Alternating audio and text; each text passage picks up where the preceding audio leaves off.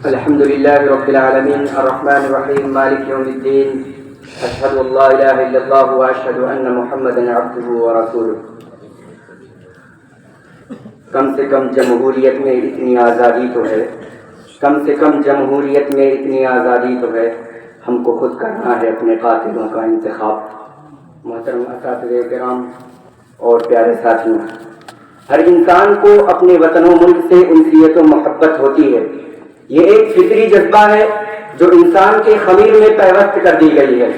انسان جہاں پیدا ہوتا ہے، جہاں اس کے ماں باپ، بھائی بہن، دوست و احباب اور رشتہ دار بستے ہیں، وہاں سے اسے والہانہ وابستگی و لگاؤ اور شدید قسم کی محبت ہوتی ہے. وہ وہاں کے افراد سمیت تمام چیزوں سے محبت کرتا ہے. وہ شب و روز جو اس نے وطن کی گلی کوچوں میں گزاری ہوتی ہے، وہ کھیت کھلیان اور پگڈنڈیاں جہاں وہ بچپن میں کھیلا کودا کرتا تھا، وہ اسکول اور مدرسے جہاں اس نے بچپنے میں تعلیم حاصل کی ہوتی ہے، اس کی زندگی کی حسین یادوں کا حصہ ہوتی ہے. زندگی بھر اس کے دل کے نہا خانے میں بسی رہتی ہے. اسی لیے دینی و دنیاوی مقصد کی غرض سے جب اسے وطن کو خیر آباد کہنا پڑتا ہے تو اسے اس جدائی و فرقت پر بہت تکلیف ہوتی ہے، اور وہ دور پردیش میں رہ کر بھی اس کی دلچسپ اور خوبصورت یادوں کو نہیں بھول پاتا. بسا اوقات انسان یہ خواہش کرنے لگتا ہے کہ کاش اس کے پر لگ جائیں اور وہ چشمے زرن میں اڑ کر اپنے دیار پہنچ جائے.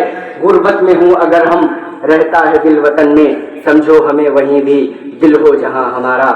اسلام مکمل نظام فطرت ہے. وہ انسان کے اس فطری جذبے کی قدر کرتا ہے. اس کے نزدیک حب الوطنی کوئی معیوب یا ایمان کے منافی امر نہیں، بلکہ یہ ایک محمود و محبوب اور قابل تعریف عمل ہے. وہ جہاں اس کی تعلیم دیتا ہے وہیں اس مستحسن جذبے کی حوصلہ افزائی بھی کرتا ہے. ہمارے نبی کریم صلی اللہ علیہ وسلم کو بھی اپنے وطن سے شدید قسم کی محبت تھی. جب آپ صلی اللہ علیہ وسلم پر پہلی وحی نازل ہوئی تو آپ صلی اللہ علیہ وسلم گھبراہٹ و پریشانی میں مبتلا ہو گئے. اما خدیجہ رضی اللہ تعالیٰ عنہا انہیں لے کر ورقہ بن نوفل کے پاس لے گئیں. ورقہ بن نوفل نے آپ صلی اللہ علیہ وسلم کے بارے میں متعدد پیشین گوئیاں کی، لیکن جیسے ہی ورقہ نے کہا لیتنی اکون حیا اذ یخرجک، کہ کاش میں اس وقت زندہ رہتا جب آپ کی قوم آپ کو یہاں سے نکال دے گی، تو آپ صلی اللہ علیہ وسلم نے نہایت ہی تعجب سے کہا او مخرجیہم، کیا یہ لوگ مجھے یہاں سے نکال دیں گے؟ امام سہیلی رحمۃ اللہ علیہ اس حدیث کی تشریح میں لکھتے ہیں یؤخذ منه شدة مفارقة الوطن على النفس فإنه صلی اللہ علیہ وسلم سمع قول ورقة فإنهم يؤذونه ويكذبونه فلم يظهر منه انزعاج لذلك فلما ذكر له الإخراج تحركت نفسه لذلك لحب الوطن وإلفه فقال أوا مخرجيهم. اس سے معلوم ہوتا ہے کہ وطن کی مفارقت دل پر بہت گہرا گزرتی ہے. جبکہ نبی کریم صلی اللہ علیہ وسلم نے ورقہ کو یہ سب کہتے ہوئے سنا کہ یہ مکہ والے آپ کو تکلیف دیں گے، آپ کی تکلیف کریں گے، آپ کو مار ڈالنے کی کوششیں کریں گے، لیکن آپ صلی اللہ علیہ وسلم کو ان سب باتوں پر کوئی تکلیف نہیں ہوئی، کوئی گھبراہٹ نہیں ہوئی. لیکن جیسے ہی ورقہ نے کہا کہ یہ لوگ آپ کو یہاں سے نکال دیں گے تو آپ صلی اللہ علیہ وسلم کا دل وطن سے محبت اور اس سے الفت کے باعث لرز اٹھا، اور آپ صلی اللہ علیہ وسلم نے بے ساختہ فرمایا او مخرجیہم، کیا یہ لوگ مجھے یہاں سے نکال دیں گے؟ جب مشرکین مکہ نے آپ صلی اللہ علیہ وسلم اور آپ کے پیارے ساتھیوں پر ظلم و ستم کی انتہا کر دی، مکہ میں جینا دو گھر کر دیا، بالآخر ہجرت کرنے پر مجبور ہو گئے، تو بوقت ہجرت نبی کریم صلی اللہ علیہ وسلم نے مکہ کو مخاطب کر کے مکہ کی محبت میں سرشار ہو کر جو رقت آمیز میں تاریخی کلمات کہے تھے، اس سے ہم بخوبی اندازہ لگا سکتے ہیں کہ ہمارے نبی کریم صلی اللہ علیہ وسلم کو اپنے مادر وطنی سے اس قدر شدید محبت تھی. آپ صلی اللہ علیہ وسلم نے مکہ کو مخاطب کر کے کہا تھا واللہ انک لخیر ارض اللہ واحب ارض اللہ الی اللہ ولولا انی اخرجت منک ما خرجت. اللہ کی قسم تو زمین میں سب سے بہترین زمین ہے اور اللہ کے نزدیک زمینوں میں سب سے محبوب زمین ہے. اگر مجھے تجھ سے نہ نکالا جاتا تو میں یہاں سے نہ نکلتا. حالانکہ یہ وہی مکہ ہے جہاں پر آپ صلی اللہ علیہ وسلم کو طرح طرح کی تکلیف دے اور خطرناک اذیتوں سے دوچار کیا گیا. آپ صلی اللہ علیہ وسلم کو جان سے مار ڈالنے کے کتنے حربے اپنائے گئے. صحابہ حالانکہ یہ وہی مکہ ہے جہاں پر صحابہ کرام پر عرصہ حیات تنگ کر دیا گیا، کتنے صحابہ کرام مشرکین کے ہاتھوں شہید کر دیے گئے، کتنوں کی زمین و جائیداد لوٹ گئی، کتنے بیوی بچوں سے محروم ہو گئے، کتنوں نے خونی رشتے ناطے کھوجے، لیکن پھر بھی وطن کی محبت سے دستبردار نہ ہو سکے اور اس کی وادیوں اور خوبصورت بیتے لمحات کو فراموش نہ کر سکے۔ بلال کو دیکھ لیجئے جنہیں اسلام کی پاداش میں امیہ بن خلف کتنی دردناک سزائیں دیتا تھا، مکہ کے دہتے ریزاروں پر لٹا کر سینے پر بھاری پتھر رکھ دیتا تھا، لیکن جب وہی ہجرت کر کے مدینہ آئے، بیماری میں مبتلا ہو گئے، انہیں وطن کی یاد ستانے لگی اور وطن کو یاد کر کے رونے لگے۔ اما عائشہ رضی اللہ تعالیٰ عنہ بیان کرتی ہیں کہ جب بلال ہجرت کر کے مدینہ آئے تو بھی بخار ہو گیا انہیں، اور جب ان کے بخار میں کچھ تخفیف ہوتی تو زور زور سے روتے اور یہ شعر پڑھتے، الیت شعری حل ابیتن لیلتن الیت شعری حل ابیتن لیلتن بواد حولی واذکر وجلیل وهل اريد اليوم مياه مجنة وهل اريد اليوم مياه مجنة وهل تبدون لي شامة وتفيل، کہ کاش مجھے ایک رات بھی وادی مکہ میں گزارنے کو مل سکے جبکہ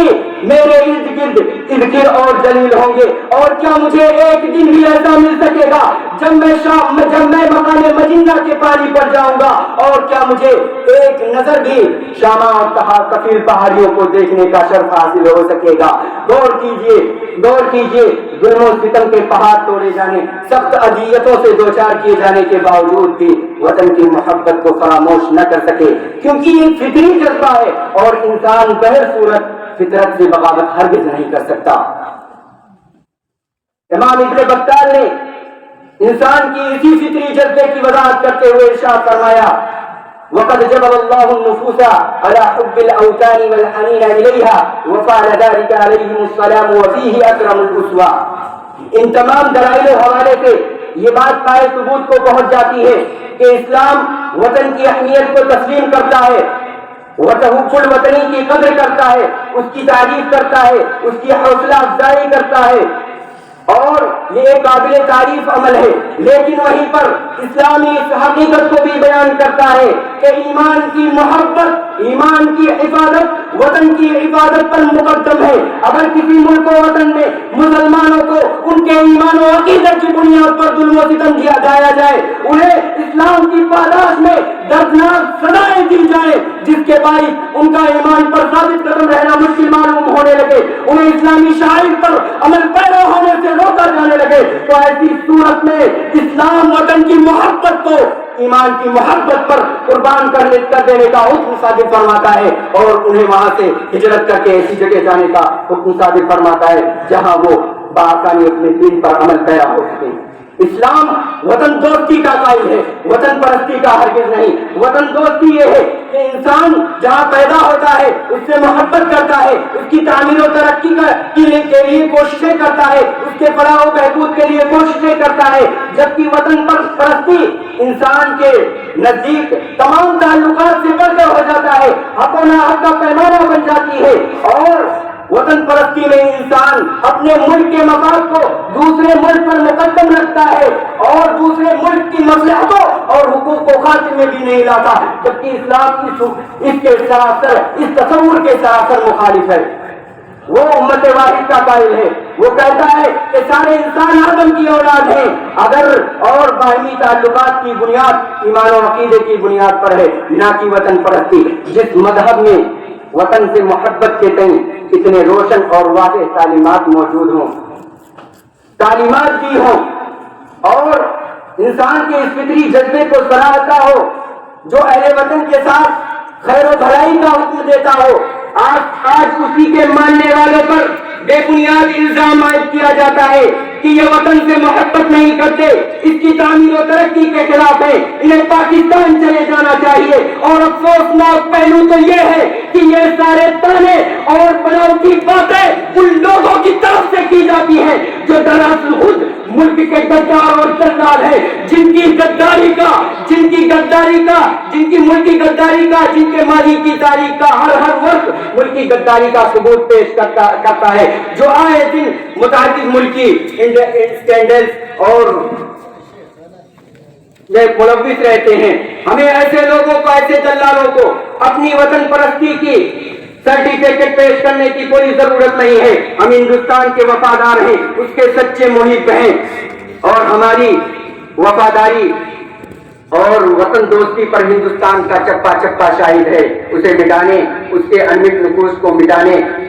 की लाख कोशिशें की जाए, लेकिन फिर भी नहीं मिट सकेंगे इंशाअल्लाह। एक सितम ये कि सयाद है बाग में, एक सितम ये कि सयाद है बाग में, एक सितम ये कि मेहमान है बाग में। ऐसे आलम में हम तुम भी ऐ हम नशीं छोड़ दें आशियाना जरूर।